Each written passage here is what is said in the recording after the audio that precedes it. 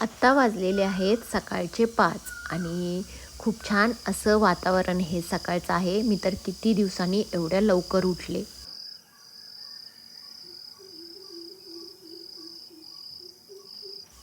तर आज आम्हाला निघायचं आहे पुण्याला जायला, म्हणून आज मी लवकर उठले. तर राधे राधे फ्रेंड्स, मी श्रद्धा तुमचं पुन्हा एकदा खूप मनापासून स्वागत करते. तर आज म्हणजे 10 तारखेला आम्ही निघणार आहोत पुण्याला जायला, कारण आम्हाला जायचं आहे पंढरपूरच्या वारीला पायी.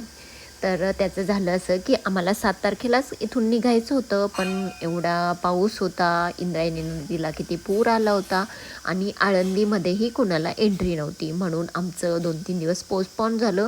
कालही जायचं होतं पण तेही कॅन्सल झालं, म्हणून आज आता सकाळीच आम्हाला निघायचं होतं, म्हणजे 6-6:30ला. पण ते तर वेळेवर निघणं काय होणारच नव्हतं. आता आम्ही येऊन पोहोचलेलो आहे चिंचखेडला, कारण चिंचखेडूनही 4-5 जण हे आमच्यासोबत येणार आहेत. गेला आता काय करायचं होतं, त्यांनीच ठेवल्या बॅग बी.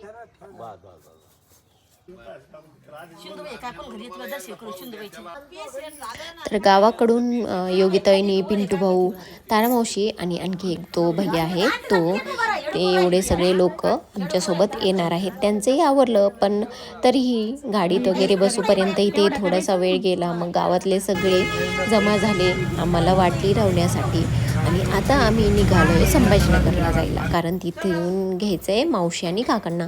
आता गप्पा मारत मारत इकडे पोहोचलो आणि मावशीचंही सगळं आवरलंच होतं, पण इथे थोडं उतरलो. मग चहा वगैरे झाला. आम्हाला वाटी लावण्यासाठी सुवर्णावाहिनी आणि नितूभाऊही ते आले होते. मग आता सगळं सामान हे घेतलेलं आहे, आणि यावेळेस गॅसही छोटा जो आहे तो सोबत घेतला, कारण ज्या मोठ्या मावशी आहेत तर त्या गाडीतच बसणार आहे आणि त्यांना थोडंसं खायचं म्हणजे तिखट वगैरे भाजी अशी चालत नाही. मग त्यांना काही पाहिजे असेल तर ते गाडीतही बनवू शकतात. आणि यावेळेस मग म्हणून मुद्दामून टेम्पोच केला. कधी मध्ये पाऊस वगैरेही आला तर मग टेम्पोत झोपता येईल. तर आता सगळी तयारी आमची झाली आहे. सगळं सामान वगैरेही मावशी यांचं इथे गाडीत हे ठेवलेलं आहे, आणि पप्पाचं तोपर्यंत झेंडा वगैरे लावणं ते सुरू होतं. एक झेंडा मी तिकडूनच गाडीला लावून आणला होता. तर झेंड्याची तर 4-5 दिवसापासूनच तयारीही झालेली होती.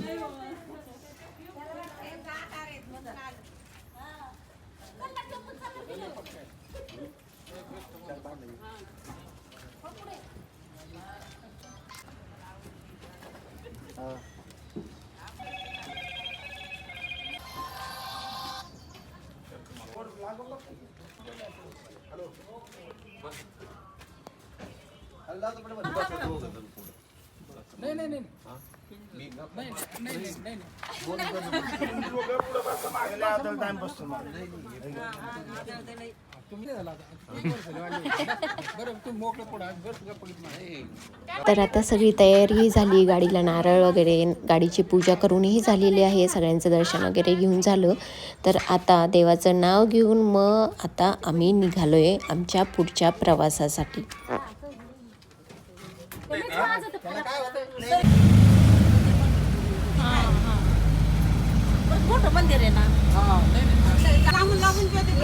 आता आम्ही आमचं सगळं गाडीमध्ये मस्त सेटल झालेलो आहोत. आमच्या गप्पा वगैरे सुरू झाल्या.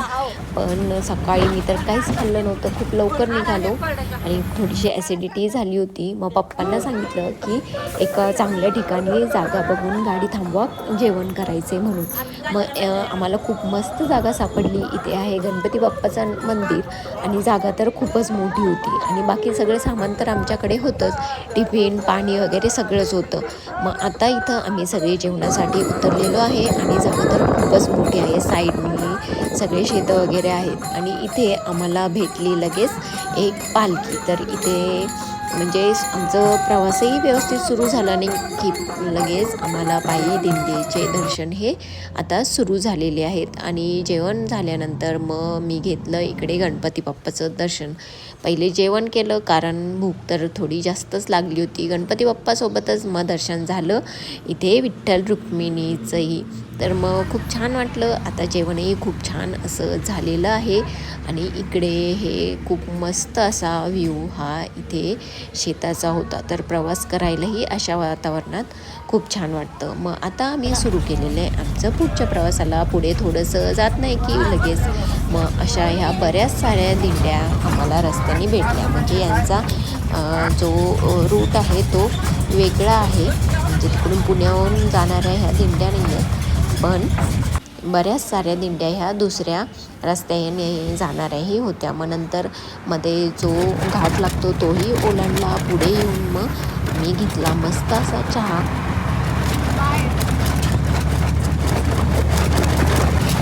एवढा वेळ लागला म्हणजे तरी आम्हाला निघूपर्यंत 9-9:30 वाजलेच सकाळी.